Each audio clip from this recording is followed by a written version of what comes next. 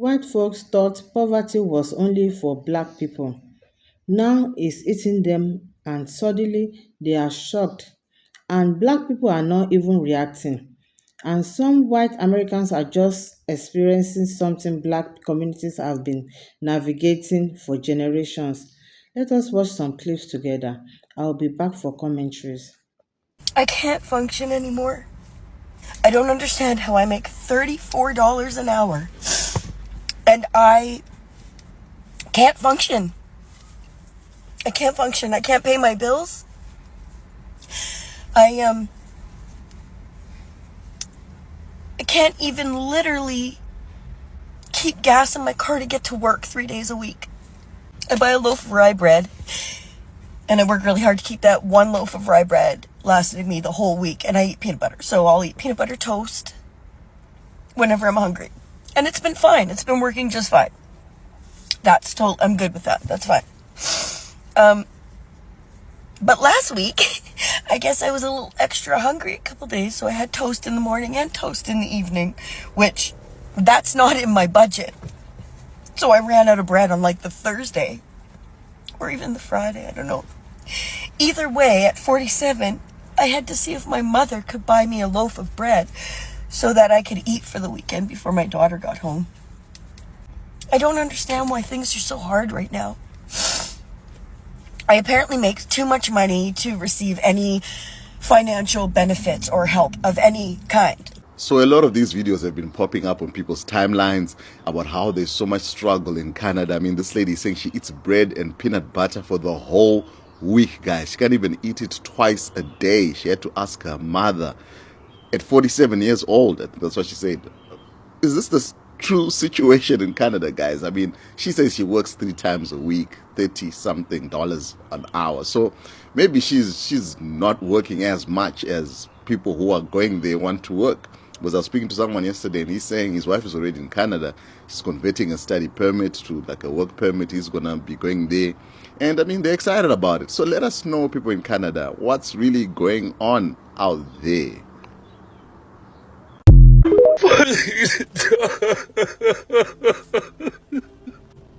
Everybody wake up!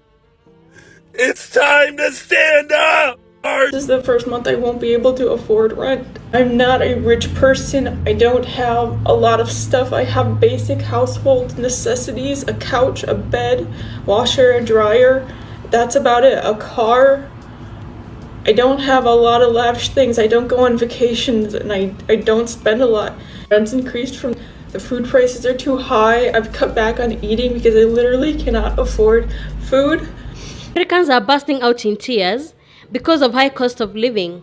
People who are working full-time, doing everything right, yet still can't afford rent, groceries, or basic necessities. This is a reality of the so-called American dream in 2025.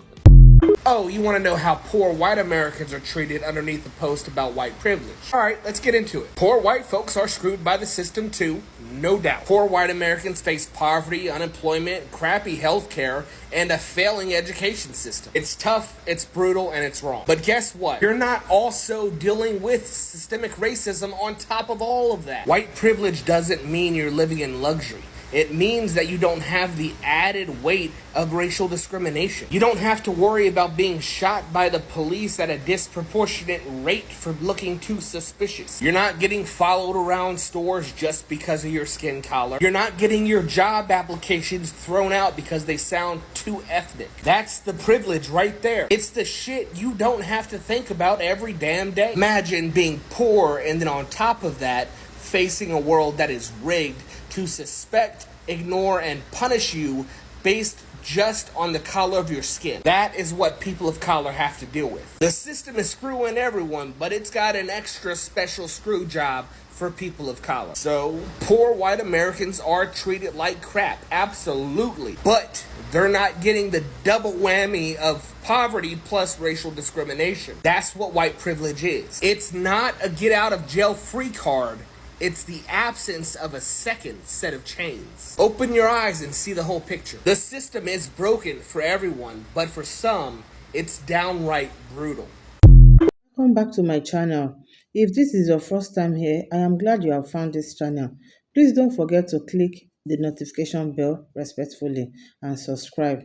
And as always, credit goes to the original creator of the video clips used in this episode.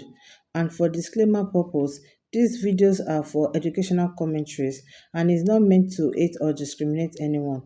Let us watch some clips more.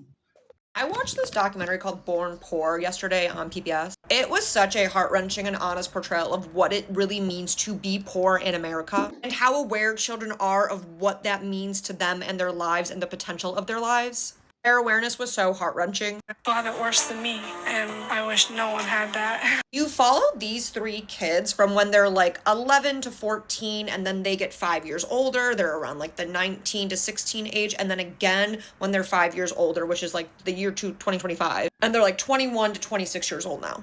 I have a lot to talk about with this documentary. It's so well done. I think it could be a PSA that more access to birth control is absolutely necessary. Because the most consistent factor that I saw is that once you have a kid, you are unfortunately stuck, very stuck in the cyclical nature of poverty. My other takeaway is the way that them as children were so aware of how poor they were and how dire their situations were was very alarming and shocking to me. Like, they knew when their water was out, it was because dad and mom couldn't pay the bills. They knew that they were going to end up in a shelter or in a motel at any moment. And there's honestly not a lot of time spent on the parents. The parents kind of like give an introduction of how they got here. His dad actually ran like a super successful construction business, but then the recession hit. Her parents were kind of like always struggling, and then they had a baby and that added to it. And her dad like couldn't keep a job. I couldn't quite get a grasp on him. And then for her, she was living with just her mom. And you watch how poverty affects their every single day lives and everything that they think about. It's a very traumatic experience for all of these kids in different ways. And then unfortunately, like, oh my God, guys, the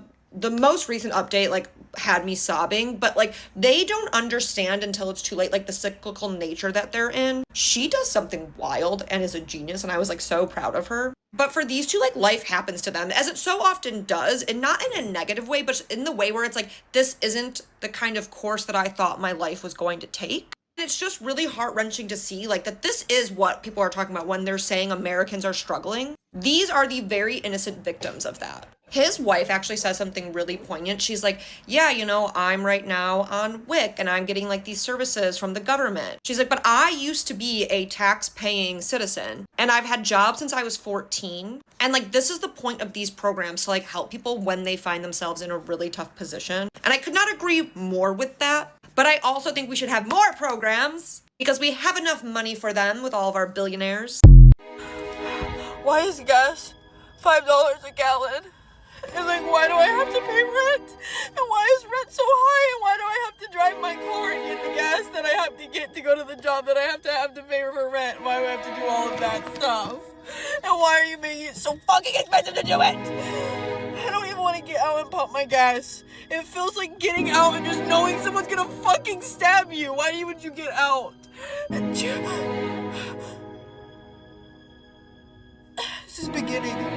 This is the beginning of life. What am I supposed to do forever? I have to get a fucking horse.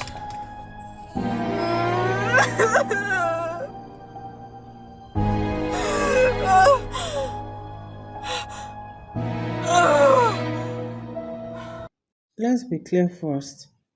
Poverty is not new in America, and it has always affected people of all races. But here is the shift. For decades, media and public perception often associated poverty more with minority communities, especially Black Americans.